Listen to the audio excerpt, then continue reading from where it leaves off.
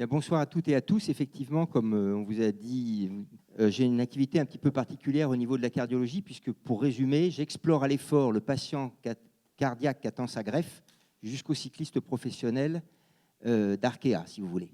Donc vous voyez, ça fait un grand panel, et c'est pour ça que toute mon activité se passe sur comment un sujet s'adapte à l'effort et qu'est-ce que ça peut lui apporter.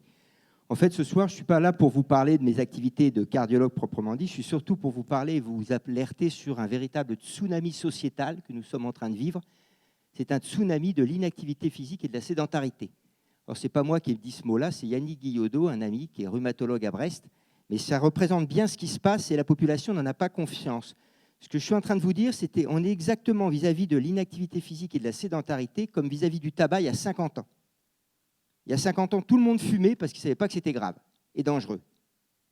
Et bien aujourd'hui, tout le monde passe du temps assis, trop, bouge pas assez, sans savoir quel danger ça représente pour sa santé. Alors pourquoi ? Parce que je vous ai parlé de l'inactivité physique.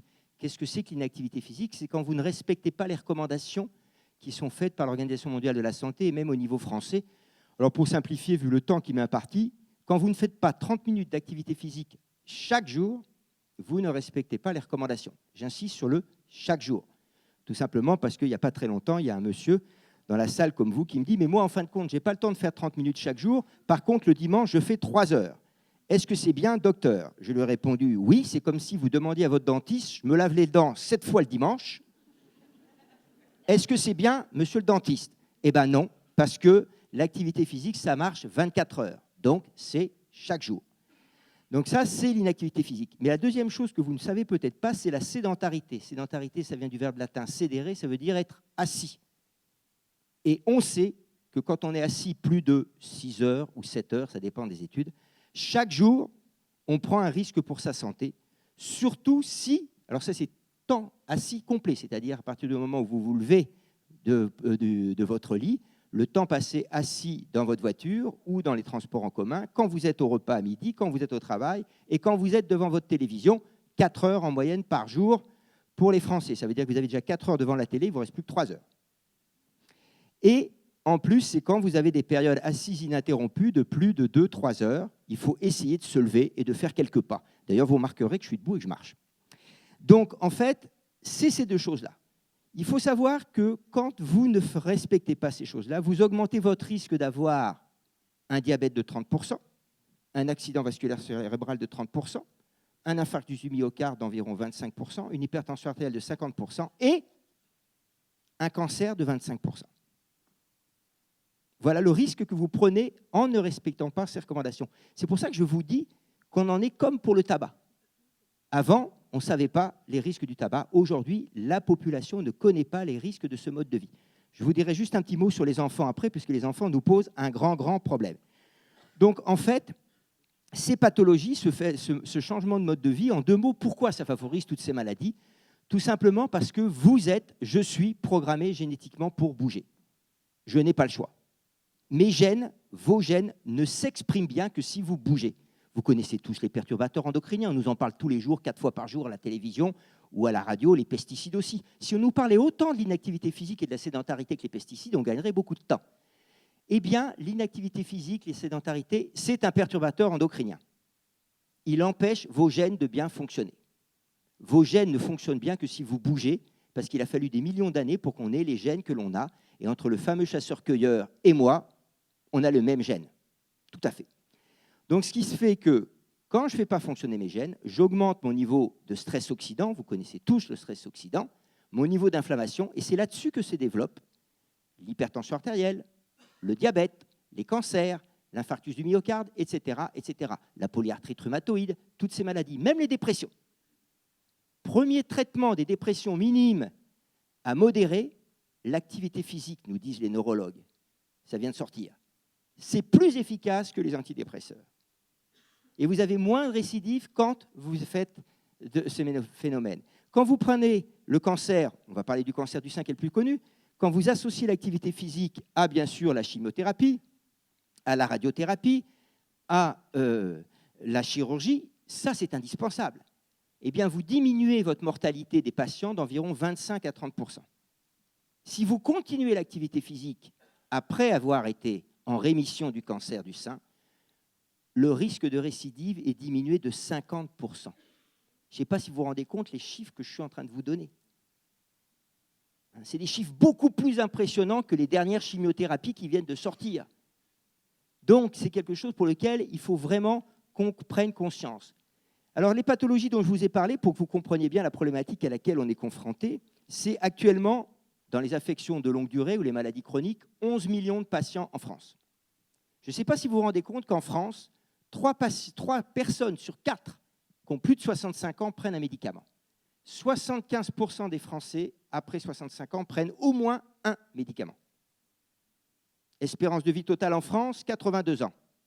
Espérance de vie en Suède, 82 ans total. C'est-à-dire que vous avez un enfant qui naît aujourd'hui, il a des chances de vivre en moyenne 82 ans, un peu plus si c'est une femme, un peu moins si c'est un homme. Et en Suède, c'est pareil. Alors on dit c'est formidable, la Suède, c'est le top niveau, donc on est aussi bon qu'eux. Pas tout à fait. Espérance de vie en bonne santé en France, 64 ans. Espérance de vie en bonne santé en Suède, 71 ans. 7 ans de différence. Grâce à quoi? Grâce à la prévention, grâce au fait que quand en Suède ils décident de faire quelque chose, c'est comme pour les économies énergétiques, ils le font bien et la société, le gouvernement, tout le monde s'y met. Donc c'est pour vous montrer que c'est très important. Ce que je vous suis en train de vous parler, les 11 millions de patients qui sont malades, c'est en moyenne entre 9 et 10 milliards d'euros par an. Ce que ça coûte. Si, comme on est parti, c'est plus 11 millions de patients qui abortent, mais bientôt 15 millions, qui va payer? Surtout, et j'en viens aux enfants, que les enfants respectent très peu les recommandations. Un enfant, c'est 1 heure d'activité physique chaque jour. 5% des enfants font 1 heure d'activité chaque jour. 95% des enfants dans les pays développés ne respectent pas ces recommandations.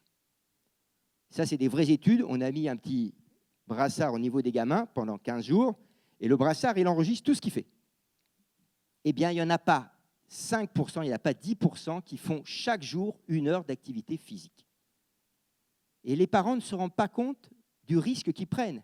La meilleure preuve, c'est quand vous demandez aux parents quel est le risque principal pour leur santé des enfants, c'est les écrans. Ils oublient que les écrans, c'est surtout mauvais parce qu'ils restent assis. Il n'y a pas que ça, mais il y a ça beaucoup. Et vous arrivez à l'alimentation, vous arrivez à des tas de choses, et les pesticides passent bien avant, les mauvaises ondes aussi, et 11e sur 12, l'inactivité physique et la sédentarité. Ça me permet d'arriver, il me reste encore un tout petit peu de temps, sur un autre marqueur essentiel, qui est ce qu'on appelle la capacité physique. Alors ça aussi, c'est quelque chose qui surprend toujours beaucoup mes collègues qui aiment bien les machines, vous savez, l'IRM, le scanner, les tests d'efforts compliqués que je fais à mes patients, à mes sportifs. Et je leur dis, mais est-ce que tu sais qui est-ce qui me permet de dire à quelqu'un s'il va vivre longtemps? Alors bien sûr, c'est une moyenne, hein. Je ne suis pas Madame Soleil, je ne lis pas du tout dans l'avenir des gens, hein. Et ils me disent, bah non, il y a un nouveau PET scan, des trucs comme ça. Je ne dis pas du tout. C'est combien d'étages ils montent sans être essoufflés? Si vous montez 4 étages sans être essoufflé, ça veut dire quoi? Ça veut dire que vous avez une bonne capacité physique. Si vous avez une bonne capacité physique, ça veut dire que vous avez des bons poumons, vous avez un bon cœur, vous avez des bons muscles. En termes simples, ça veut dire que vous êtes en bonne santé. Si vous montez 2 étages sans être essoufflé, ça veut dire que vous avez une basse capacité physique et que votre espérance de vie est faible. Donc aujourd'hui, les Américains, depuis 2 ans, mesurent la capacité physique de tous les hommes et de toutes les femmes de 40 ans pour leur dire, attention, votre capacité physique n'est pas très bonne, il faut vraiment que vous changiez votre mode de vie. Ça parle beaucoup plus que le cholestérol, ça parle beaucoup plus que l'hypertension artérielle. Et ce que je vous dis, c'est la même chose si vous êtes malade. Vous venez de faire un infarctus, vous montez 4 étages sans être essoufflé, tout va bien se passer pour vous.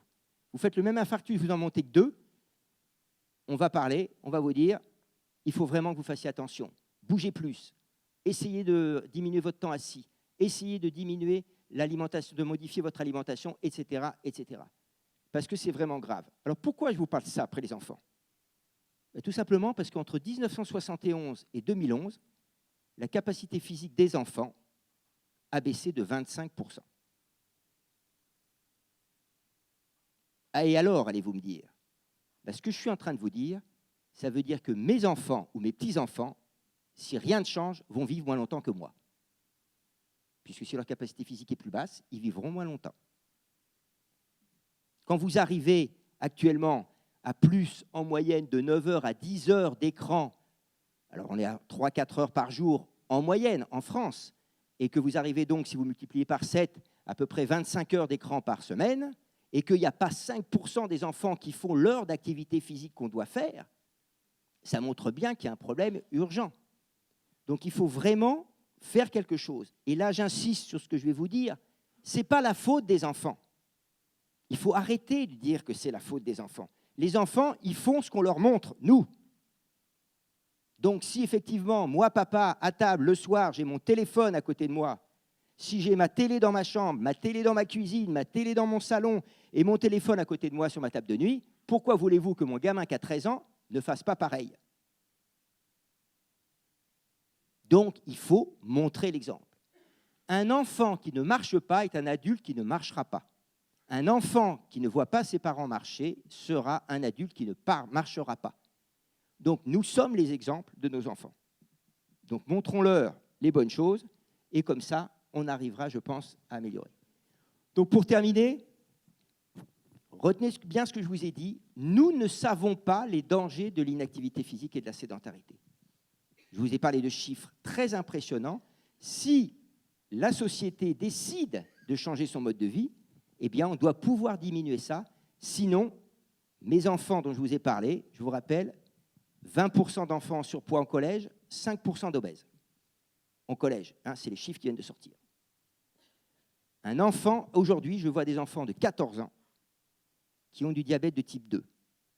Le diabète de type 2, c'est quoi? C'est le diabète de la maturité. J'ai appris ça en médecine, il y a longtemps, certes, parce que je suis très vieux, mais c'était le diabète de l'homme de 40 ans. Aujourd'hui, c'est l'enfant de 14 ans.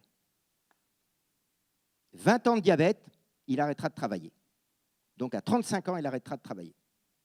Quelle société va être capable d'avoir 5 à 10%, 15% de personnes qui arrêteront de travailler à 35 ans? Je vous remercie beaucoup.